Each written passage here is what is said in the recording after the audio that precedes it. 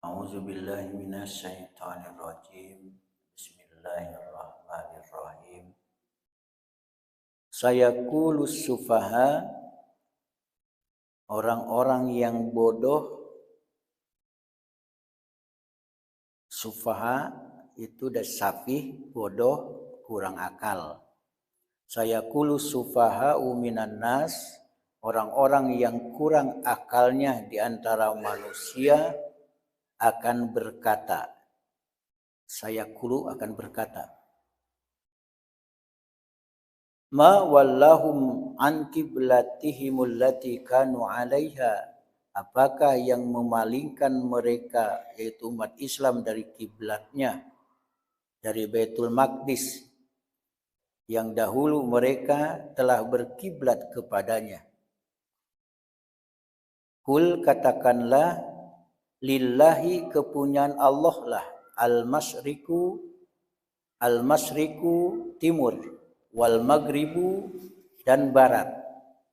Yahdi mayyasha, dia memberi petunjuk kepada siapa yang dikehendakinya, ila siratim mustaqim, ke jalan yang lurus. Wa kadzalika, dan demikianlah, ja'alnakum ummatan wasata, kami telah menjadikan umat Islam itu adalah umat yang pertengahan, umat yang adil. Litakunu syuhada 'alan nas, agar kamu menjadi saksi, menjadi syuhada, menjadi saksi. Wa yakunar rasulu 'alaikum syahida, atas perbuatan manusia, dan agar Rasul yaitu Nabi Muhammad menjadi saksi atas perbuatan kamu. Wa ma ja'alnal qiblata, dan kami tidak menetapkan kiblat. Wa ma ja'alnal qiblata, dan kami tidak menetapkan kiblat, allati kunta 'alaiha,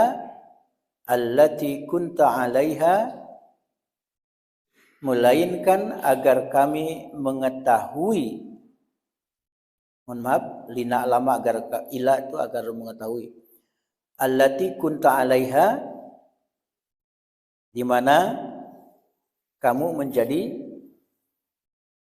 saksi atas perbuatan kamu, dan kami tidak menetapkan kiblat yang menjadi kiblatmu sekarang, allati kunta 'alaiha, yang menjadi kiblat kamu sekarang, illa lina'lama mayyatabi'ur rasul, melainkan agar kami mengetahui ya dengan nyata siapakah yang mengikuti Rasul. Mayyatabi'ur rasul, siapa yang mengikuti Rasul. Mimman yanqalibu ala aqibaih, dan siapa yang juga yanqalib, yang membelot. Wa in kanat lakabiratan illa alal ladzina hadallah, dan sungguh pemindahan kiblat itu memang terasa berat atau sangat berat. Illa alal ladzina hadallah, kecuali bagi orang-orang yang telah diberi petunjuk oleh Allah. Wa ma kana Allah liyudi'a imanakum, dan Allah tidak akan menyia-nyiakan imanmu. Innallaha, sesungguhnya Allah, bin nasi, terhadap manusia, la raufur rahim, maha penyayang, ya, maha pengasih dan maha penyayang. Nah, ayat ini ada kata-kata sufaha dari kata safih. Al-murad bis sufaha, yang dimaksud dengan as-sufaha, hahuna di sini musyrikul Arab, yaitu orang-orang musyrik Arab. Di dalam kitab yang aslinya dikatakan musyrikul Arab, yaitu orang-orang musyrik Arab. Itu adalah pendapat. Meskipun ada juga yang mengatakan bahwa yang dimaksud itu adalah para rahib dari Yahudi. Ada juga yang mengatakan adalah orang munafik. Tapi setelah kita telusuri, ini sifatnya am, yaitu sifatnya umum.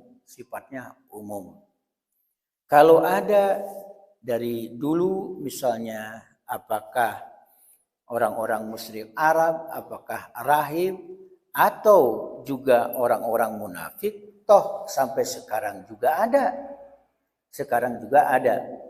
Maka ada yang menyimpulkan bahwa maksud dari ayat ini menunjuk kepada yang bersifat umum, artinya mencakup semuanya. Memang ada dulu sempat ya sholat itu menghadap ke Baitul Maqdis. Ya. Ketika ada perintah untuk ke Ka'bah, ke Baitullah, terasa berat.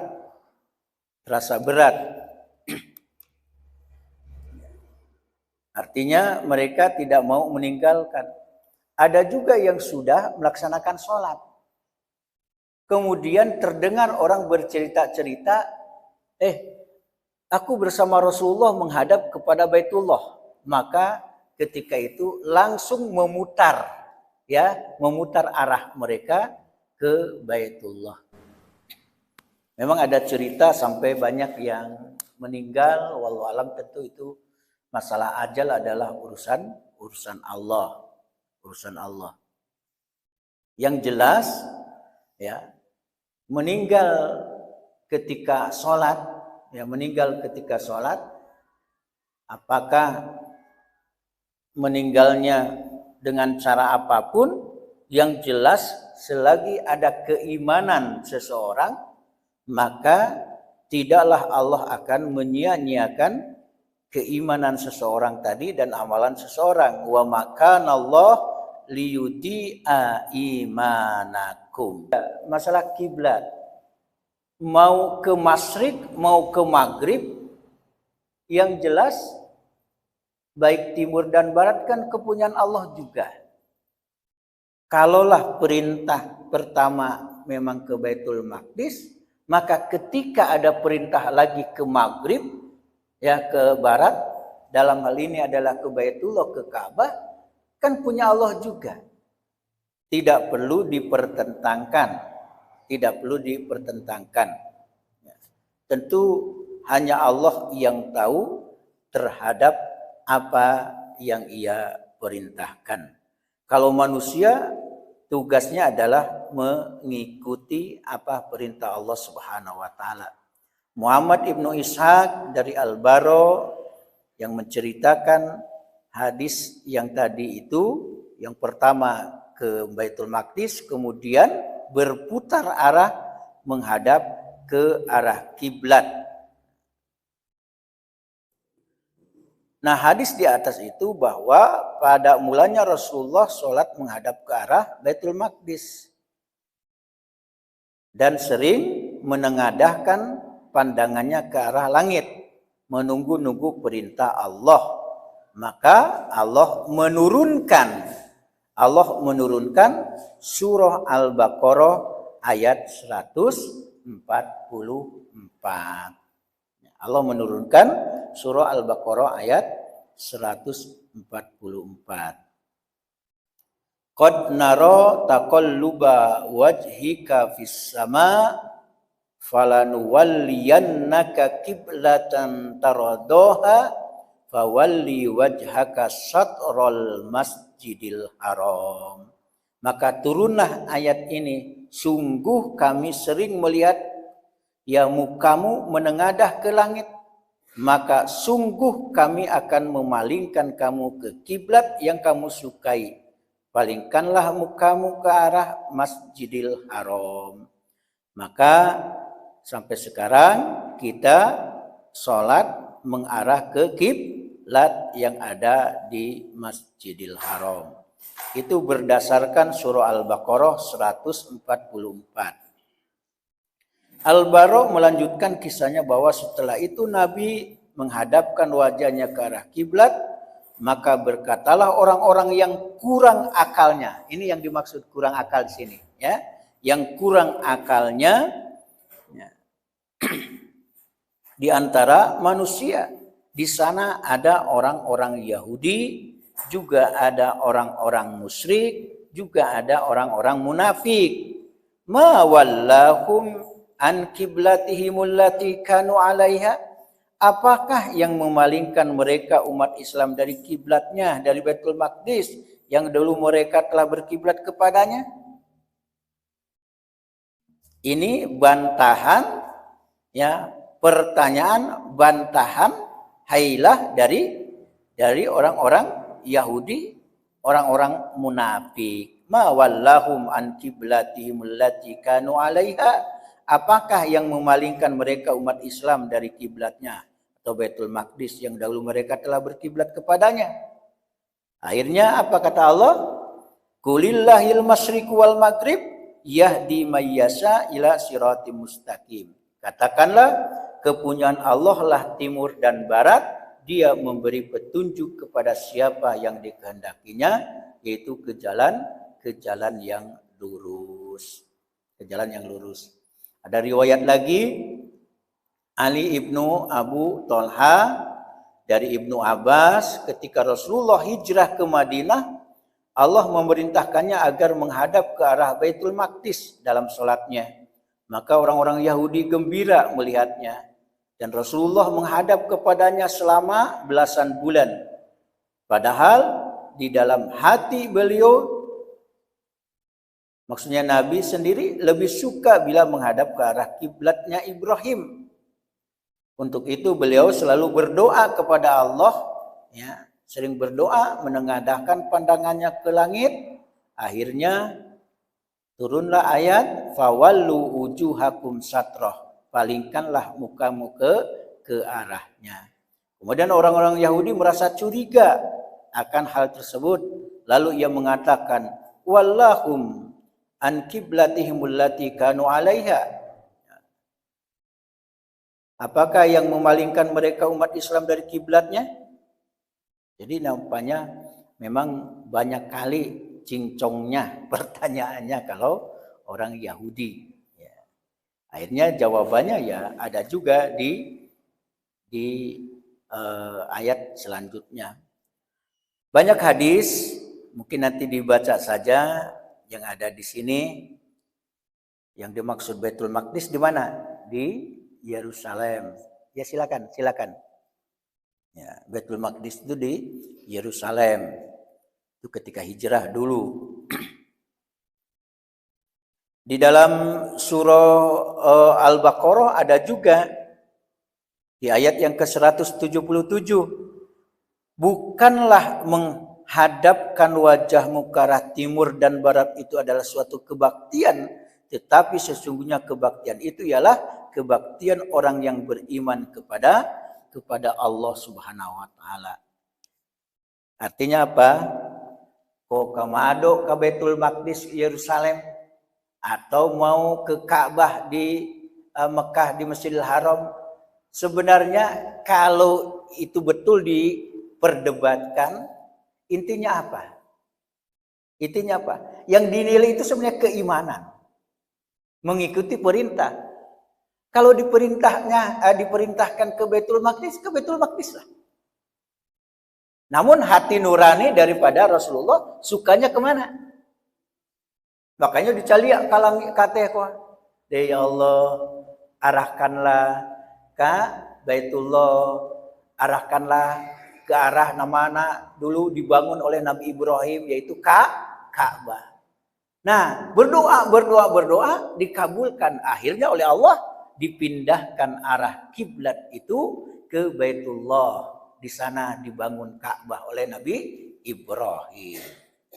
Makanya ada penekanan lagi. Kalau masih nyinyir juga, ya, kalau masih juga banyak ini dan itunya, penekanannya apa? Di surah Al-Baqarah ayat 177, ya, bukanlah menghadapkan wajahmu ke arah timur dan barat itu suatu kebaktian. Tetapi sesungguhnya kebaktian yang hakiki itu adalah ya kebaktian orang yang beriman kepada Allah. Itu intinya, beriman kepada Allah. Kalau sudah beriman kepada Allah tidak akan banyak tanya-tanya. Tidak akan banyak menentang, tidak akan banyak protes, tidak. Ayat yang selanjutnya.